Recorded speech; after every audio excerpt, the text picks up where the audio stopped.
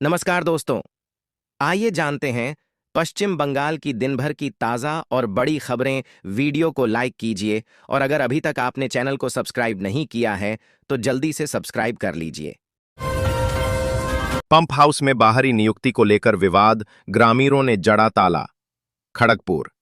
झाड़ग्राम जिला अंतर्गत सांकराइल ब्लॉक के रोहिणी अंचल स्थित बहादुरपुर गांव में मौजूद एक पंप हाउस में बाहरी लोगों को ऑपरेटर के तौर पर नियुक्त किए जाने के विरोध में स्थानीय ग्रामीणों ने शनिवार को पंप हाउस में ताला जड़ दिया। इसके चलते बहादुरपुर, हरेकृष्णपुर समेत आसपास के कई इलाकों में पेयजल संकट उत्पन्न हो गया है। हाथियों पर फेंका गया आग का गोला वायरल, वीडियो पर मचा हड़कंप। खड़गपुर डिवीजन अंतर्गत कलाईकुंडा रेंज के सांकराइल ब्लॉक स्थित हाड़ी भांगा इलाके में हाथियों के एक झुंड पर आग के गोले फेंके जाने का मामला सामने आया है। इस घटना का एक वीडियो सोशल मीडिया पर वायरल हुआ है, जिससे पशु प्रेमियों और पर्यावरण प्रेमियों में गहरा रोष है। बताया जा रहा है कि इस हमले में एक हाथी का शावक घायल हो गया है। हालांकि वन विभाग ने शावक के घायल होने की पुष्टि नहीं की है। नेताजी इंडोर स्टेडियम में बीसीसी का 3 दिवसीय agro food and beverage expo शुरू। संवाददाता, Kolkata. Bharat chamber of commerce के 150वीं वर्षगांठ पर शुक्रवार को चेंबर द्वारा 3 दिवसीय agro food and beverage expo and conference का शुभारंभ हुआ। महानगर के नेताजी इंडोर स्टेडियम में आयोजित कार्यक्रम में खाद्यान्न कारोबार से जुड़ी हस्तियां उपस्थित रहीं। शुक्रवार को शुरू हुआ एक्सपो एंड कॉन्फ्रेंस 15 जून तक चलेगा। कार्यक्रम में देश भर की नामी खाद्य उत्पादक कंपनियों ने अपना स्टॉल लगाया है। श्रावणी मेले के दौरान ट्रेन यात्रियों के लिए पूर्व रेलवे की विशेष व्यवस्था। कोलकाता। देवर के बैद्यनाथ धाम मंदिर में श्रावणी मेला के दौरान देश भर से लाखों भक्त भगवान शिव का जलाभिषेक करने पहुंचते हैं। इस शुभ अवसर पर देवघर पहुंचने वाले भक्तों की सुविधा के लिए पूर्व रेलवे ने जहां कई स्पेशल ट्रेनों का परिचालन करने जा रहा है, वहीं कई ट्रेनों का अतिरिक्त ठहराव सुल्तानगंज स्टेशन पर करने का निर्णय लिया। मंदारमणि में 26 सितंबर तक नहीं तोड़े जा सकेंगे होटल, अंतरिम आदेश बहाल। कोलकाता। पूर्व मेदिनीपुर के मंदारमणि में होटलों को तोड़ने को लेकर 26 सितंबर तक अंतरिम निर्देश को ही कलकत्ता हाईकोर्ट ने बहाल रखा। फिलहाल होटलों को तोड़ा नहीं जा रहा है। अब JELIT के माध्यम से ही मिलेगा CU के बीटेक में प्रवेश। संवाददाता, कोलकाता। कलकत्ता विश्वविद्यालय CU ने इस वर्ष से BSc स्नातकों को उनके परिणाम के आधार पर बीटेक कार्यक्रम में सीधे दूसरे वर्ष में प्रवेश देने की पुरानी व्यवस्था को पूरी तरह खत्म कर दिया है। अब ऐसे अभ्यर्थियों को पश्चिम बंगाल संयुक्त प्रवेश परीक्षा बोर्ड द्वारा आयोजित JLIT joint entrance for lateral entry test परीक्षा में शामिल होना अनिवार्य होगा। कुछ बेरोजगार शिक्षकों ने शुरू किया आमरण अनशन। कुछ बेरोजगार शिक्षकों ने आमरण अनशन करने का फैसला किया है। सूत्रों के अनुसार हाईकोर्ट द्वारा निर्धारित टेंट में शुक्रवार की रात 12 बजे से करीब 10 बेरोजगार शिक्षकों ने आमरण अनशन शुरू किया है। वे 4 मांगों को लेकर अनशन कर रहे हैं। मुख्यमंत्री से मिलना और ट्रायल अवधि पर पुनर्विचार करना उनकी मुख्य मांगें हैं। हाईकोर्ट ने दी DLED अभ्यर्थियों को बड़ी राहत। प्रतिष्ठित संस्थान से DLED करने वाले अभ्यर्थियों को भी नियुक्ति प्रक्रिया में करना होगा शामिल। हाईकोर्ट। संवाददाता, कोलकाता। प्राथमिक शिक्षक।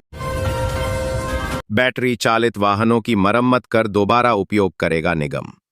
कोलकाता नगर पालिका बैटरी चालित कचरा संग्रहण करने वाले वाहनों का जीर्णोद्धार कर उन्हें फिर से उपयोग करने लायक बनाया है। शुक्रवार को कोलकाता के मेयर फिरहाद हकीम ने कहा कि निगम की लागत कम करने के लिए इन बैटरी चालित वाहनों का जीर्णोद्धार कर उन्हें फिर से उपयोग में लाया जाएगा। जहां विमानों से पक्षियों के टकराने की घटनाएं अक्सर होती हैं। कोलकाता। गुरुवार को अहमदाबाद में हुए विमान हादसे ने पूरे देश को स्तब्ध कर दिया है। हादसा कैसे हुआ, यह अभी तक साफ नहीं हुआ है। विमानों से पक्षियों के टकराने की घटनाएं भी अक्सर होती रहती है। विमान हादसे के बाद एक बार फिर विमानों से पक्षियों के टकराने की घटनाओं की चर्चा होने लगी है। कोलकाता के नेताजी सुभाष चंद्र बोस हवाई अड्डे पर कई बार विमानों से पक्षियों के टकराने की घटना सामने आई है। अहमदाबाद विमान हादसा। कोलकाता एयरपोर्ट के आसपास रहने वालों में दहशत। दमदम अहमदाबाद में गुरुवार को हुए भयावह विमान हादसे के कारण कोलकाता हवाई अड्डे के आसपास बसे हजारों लोग दहशत में हैं। इस हादसे की विभत्स तस्वीरें सामने आने के बाद कोलकाता एयरपोर्ट के रनवे के उत्तर और दक्षिण की ओर बसे क्षेत्रों माइकल नगर, न्यू बैरकपुर, बिराटी, गंगानगर, मध्यमग्राम, कैखाली, चिनार पार्क, राजारहाट और न्यू टाउन में भय का माहौल बना हुआ है। यहां रोजाना सैकड़ों उड़ानें इन रिहायशी इलाकों के ऊपर से गुजरती हैं। सिंगूर में 8 घंटे में 4 अपहरणकर्ता गिरफ्तार। हुगली ग्रामीण पुलिस ने गुरुवार रात एक बड़ी सफलता हासिल करते हुए एक अपहृत युवक को 8 घंटे के भीतर मुक्त करा लिया और 4 अपहरणकर्ताओं को गिरफ्तार कर लिया। अपहृत युवक की पहचान शेख महफूज 24 के रूप में हुई है, जो हसनपुर कुमार कुंडू इलाके का निवासी है। 2 अन्य अपहरणकर्ता की तलाश जारी है। रात के अंधेरे में घर से चोरी, दहशत में लोग। उत्तर 24 परगना जिले के टीटागढ़ नगर पालिका अंतर्गत वार्ड संख्या 17 के विवेक नगर इलाके में गुरुवार देर रात चोरी की दुस्साहसिक घटना से इलाके में दहशत का माहौल है। नकाबपोश चोरों के एक गिरोह ने माइती परिवार के 2 घरों को निशाना बनाकर नकदी, गहने और सामान चुरा लिए। साबिंद्रनगर झड़प के मामले में एक और आरोपी को पुलिस ने किया अरेस्ट। कोलकाता दक्षिण 24 परगना के रविंद्रनगर थाना क्षेत्र में लोगों को समूहों के बीच हुई झड़प के बाद से ही इलाके में सुरक्षा व्यवस्था और बढ़ा दी गई है। इसी बीच तोड़फोड़ व पथराव करने वाले तमाम लोगों की गिरफ्तार करने के लिए पुलिस ने शुक्रवार को भी अलग अलग जगहों पर अभियान चलाया। बताया जा रहा है कि घटना में एक और आरोपी को गिरफ्तार किया गया है।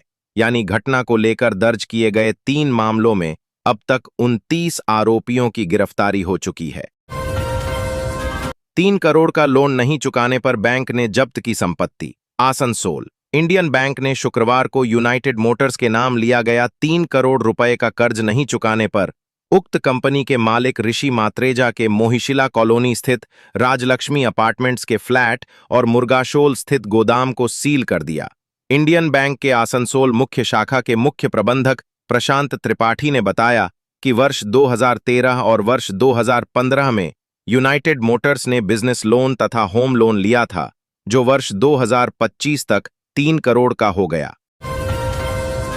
तस्करी और घुसपैठ पर रोक के लिए निगरानी के निर्देश।